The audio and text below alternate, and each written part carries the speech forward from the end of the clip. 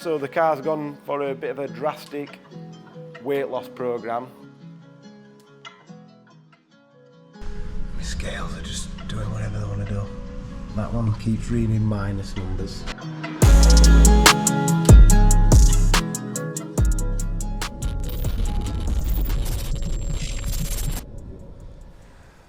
Right then, part 3, I think this is, of the S1 project. So if you watch the previous videos, we bought it and a lot of people hated that we bought it. Part 2, me and George took the wrap off.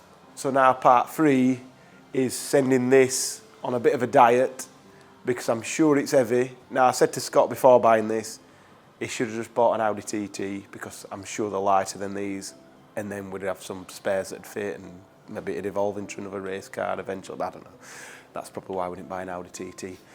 So this needs to be lighter. We've got a few ways of making it lighter. Now I think the main one, and it's going to upset a lot of people, is making this S1 Quattro front wheel drive.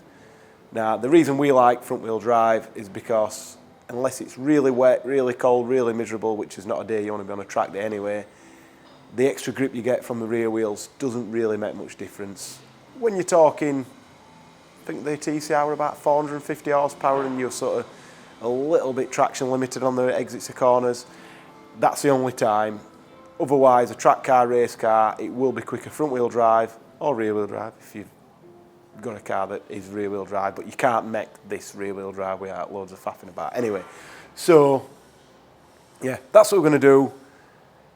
Whether you like it or not, that's happening. We've got loads of faults on. There's loads of leaks on the front transfer box. Looks like somebody's put it together without any new seals. And the rear diff has got a mechanical failure, so it's probably a fault in the pump, so that needs sorting anyway. So let's just do it, see how much lighter we can make this car. 13453.3. No. You're all right there? Can you read? No. 1343.5. 1344. Yeah. So 1344. she's very heavy. What do you reckon, George?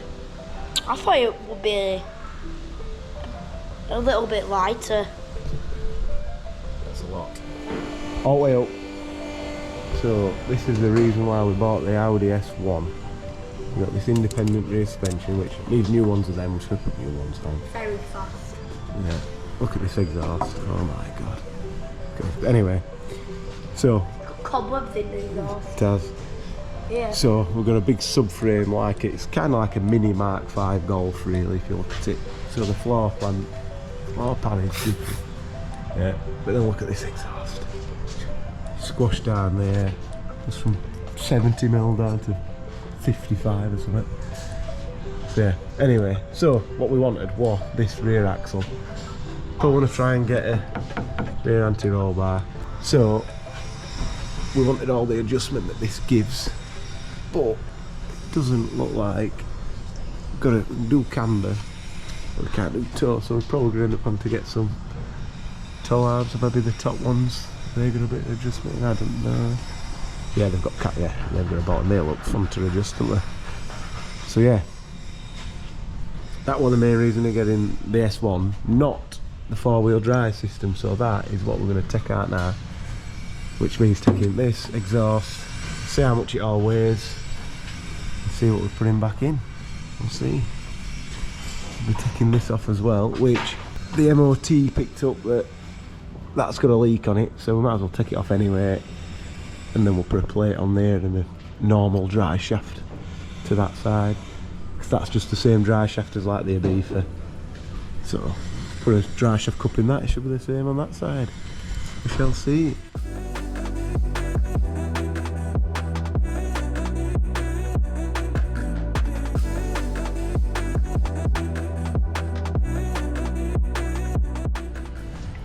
So we're having a bit of a mare here. Keep changing bolt sides around. So the wiring that I thought in the boot was something to do with the 4-wheel drive system was not. It was for the level sensor, which we've got a fault on the dash for that, so I need to fix that. That's what we've got to fix. So these bolts here, how good you can see them because of the light. It's an absolute nightmare, isn't it? But all them an M9, and then this one's M8, and all them ones are M8, which we'll get that. But anyway, undone that one for the front diff. I just need to undo the wiring plugs, which is painful. Then I've got to get these ones out, which to do that I had to drop all the subframe, prop shafts out, exhaust off. Need another bit of heat shield in here. We'll get one off the front wheel drive model. Cover this. No, we'll leave that on for now. And then this was popped out of there, which that just pulls out the thing. Dry shafts out there. I just need to get the big bolt through the middle. Took the bracket off. We'll come back to that in a bit anyway. We'll just finish the rear for that.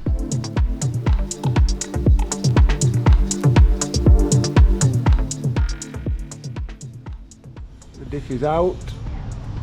It was very heavy. It's there. Very, very heavy. We'll just undo these dry shaft bolts here. This one. Pull them out. But we do need to come up with a solution to hold the bearing together, because the dry shaft holds the bearing. Or maybe I'll have to have a look at the wheel bearing. We might be able to get a bearing that goes in there that's held together properly with like a nut inside. We'll see. We'll figure that out.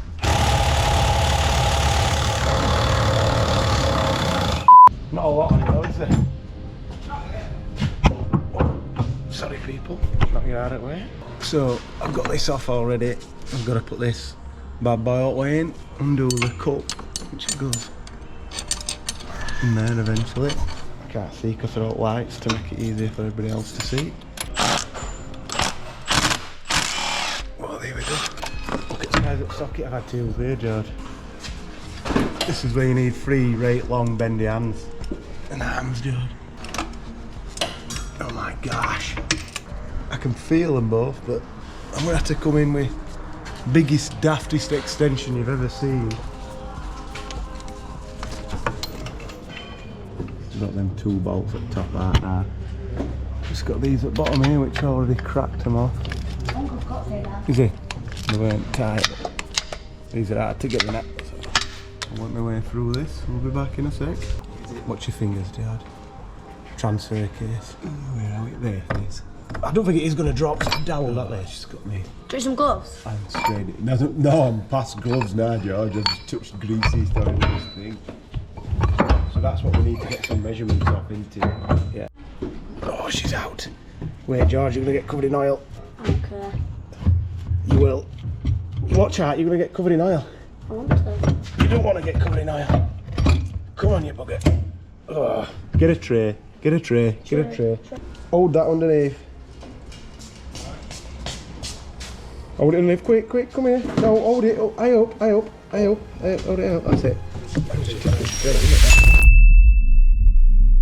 it there?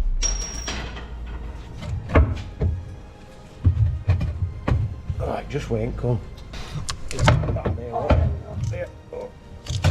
There, we've got it. Right. Here we go. No, wait, we're leaking. Needs a seal kit if anybody wants it. This bracket, I thought we'd get it out without taking that off, but the bracket we're holding it in even though it weren't bolted up. Anyway, sort it out.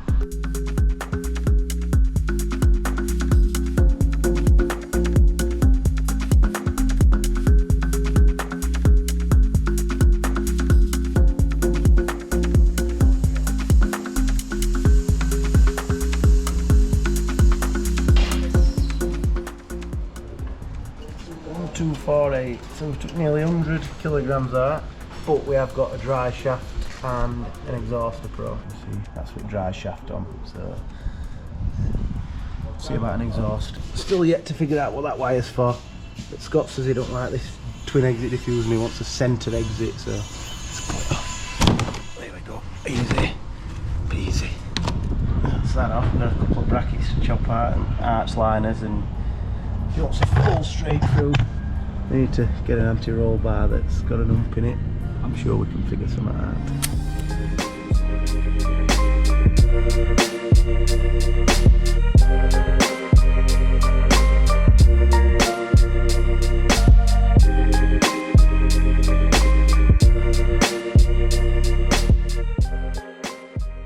I'll draw all this stuff out.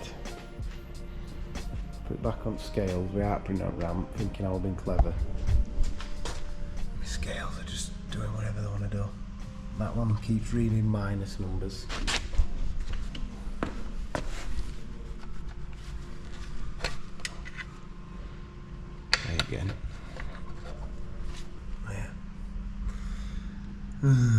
take it off, put it back on. That won't be helping, will it? It's not worth having to fix something before you can actually finish something. That's not too bad, there's no interior to go back in, but we'll see. 11:56. Right, so I think we're coming to the end of this video. So the car's gone for a bit of a drastic weight loss program. It's definitely had some Ozempic or whatever. So this is all the stuff that's staying out. Ignore the tyres there, just so this isn't on the floor. So all this speak system, we have had a little look and it's going to be a bit of a pain to delete this stuff, but we're going to do it. Scott's going to have a play, or he'll probably just stash that somewhere out that way and forget that it weighs more again. But we're going to get this sorted as soon as we can. The seats are going, a few of the lads are all fighting over them at the minute, so if you see them on eBay, nobody won. The rest of the armrest stuff's going to come out, only a few little bits, but Scott wanted to leave the interior, the centre console in for now, so we'll see about that one. All the four-wheel drive stuff's off. We're still just waiting for the plate to come to put that back on, so there's a little bit of weight to go back in there. The exhaust, we chopped the rest off, and that's going to all be getting sold. So all this is going to be getting sold, get rid of it. We've got a new one of these coming, so that's, but that's the four-wheel drive one. We're going to get the front-wheel drive one, so that covers the exhaust, it go above the exhaust rather than in between. So that's that. So yeah, I think basically I'm away from Friday. The cage is not going to be here before then. I don't think it should have been, but it's not. We've got some really nice seats to go in, so we're not going to be putting a lot of weight back in this compared to what we've took out as far as the seats are concerned. But I think by the time we put the cage in and stuff, we'll be back to where we were before we did all that, which I think is too much still. While I'm away, there's going to be some other bits coming, so hopefully they make it into that video. But otherwise, I think this is it until September for us, so let's see, for me at least. So yeah, cheers, and stick around for the next instalment.